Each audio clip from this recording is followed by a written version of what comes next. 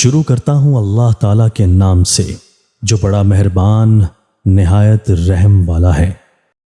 حضرت ابو ہریرہ رضی اللہ تعالیٰ عنہ کہتے ہیں کہ نبی اکرم صلی اللہ علیہ وآلہ وسلم نے فرمایا، مرنے والا قبر میں جاتا ہے، نیک آدمی تو اپنی قبر میں بیٹھ جاتا ہے، نہ کوئی خوف ہوتا ہے نہ دل پریشان ہوتا ہے۔ اس سے پوچھا جاتا ہے کہ تو کس دین پر تھا؟ تو وہ کہتا ہے میں اسلام پر تھا۔ پھر پوچھا جاتا ہے کہ یہ شخص کون ہے؟ وہ کہتا ہے یہ محمد اللہ کے رسول ہیں، یہ ہمارے پاس اللہ تعالیٰ کی جانب سے دلیلیں لے کر آئے تو ہم نے ان کی تصدیق کی۔ پھر اس سے پوچھا جاتا ہے کہ کیا تم نے اللہ تعالیٰ کو دیکھا ہے؟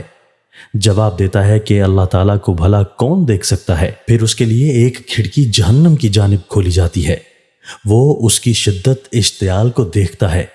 اس سے کہا جاتا ہے دیکھ اللہ تعالیٰ نے تجھ کو اس سے بچا لیا ہے۔ پھر ایک دوسرا دریچہ جنت کی طرف کھولا جاتا ہے، وہ اس کی تازگی اور لطافت کو دیکھتا ہے۔ اس سے کہا جاتا ہے کہ یہی تیرا ٹھکانہ ہے، اور اس سے کہا جاتا ہے کہ تو یقین پر تھا، یقین پر ہی مرا اور یقین پر ہی اٹھے گا اگر اللہ تعالیٰ نے چاہا۔ اور برا آدمی اپنی قبر میں پریشان اور گھبرایا ہوا اٹھ بیٹھتا ہے۔ اس سے کہا جاتا ہے کہ تو کس دین پر تھا؟ تو وہ کہتا ہے میں نہیں جانتا۔ پھر پوچھا جاتا ہے کہ یہ شخص کون ہے؟ جواب دیتا ہے کہ میں نے لوگوں کو کچھ کہتے سنا تو میں نے بھی وہی کہا۔ اس کے لیے جنت کا ایک دریچہ کھولا جاتا ہے، وہ اس کی لطافت و تازگی کو دیکھتا ہے۔ پھر اس سے کہا جاتا ہے کہ دیکھ اس سے اللہ تعالیٰ نے تجھے محروم کیا۔ پھر جہنم کا دریچہ کھولا جاتا ہے، وہ اس کی شدت اور ہولناکی کو دیکھتا ہے۔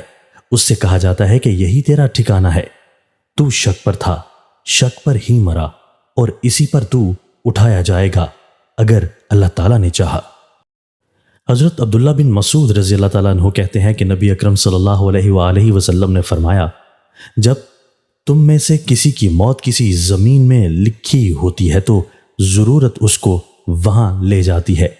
جب وہ اپنے آخری نقش قدم کو پہنچ جاتا ہے تو اللہ تعالیٰ اس کی روح قبض کر لیتا ہے۔ زمین قیامت کے دن کہے گی، اے رب یہ تیری امانت ہے جو تو نے میرے سپرد کی تھی۔ حضرت عبداللہ بن مسعود رضی اللہ تعالیٰ عنہ کہتے ہیں کہ رسول اللہ صلی اللہ علیہ وآلہ وسلم نے فرمایا، رشک و حسد کے لائق صرف دو لوگ ہیں، ایک وہ شخص کو اللہ تعالیٰ نے مال عطا کیا اور پھر اس کو راہ حق میں لٹا دینے کی توفیق دی، دوسرا وہ جس کو علم و حکمت عطا کی، وہ اس کے مطابق عمل کرتا ہے۔